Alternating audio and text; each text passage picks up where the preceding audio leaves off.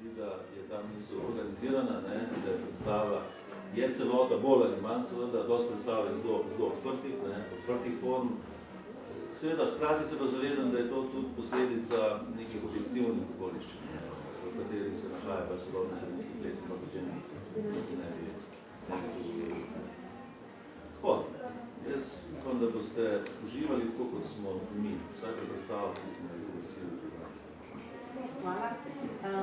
Selektorji so vsak napisali en svoj uvod v gibanico oziroma en komentar v svojem izboru. Ti teksti so in v katalogu, in na CD-jih, so ti materiali in na spletni strani. Jaz predstav ne bi posebej predstavljala. Na nekem določenem prelomu, za katerega bomo videli, če bo proizvedel rezultate in učinke, kot si želimo.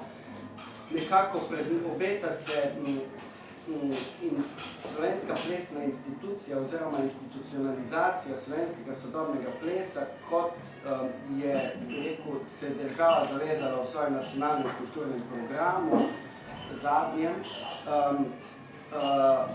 Obeta se slovenska plesna mreža, o kateri bo Goran Boganovski več povedal kasneje, se pravi mreža, ki bo skrbela za to, da bodo predstave, ki nastajajo na področju sodobnega plesa, prišle pred večje število občinstev po Sloveniji, ne samo v Ljubljani.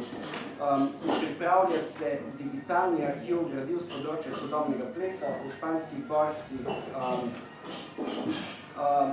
Ugotavljamo pa lahko, da se pač pojavlja redno, kar je seveda tudi dosežek na nek način, vse bolj pestra tudi publicistika strokovna z področja sodobnega plesa.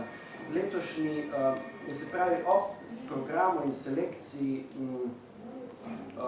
ki jo je predstavil Blaž Lukan, bomo imeli še nekaj, bi rekel, ob program gibanice, ki po naših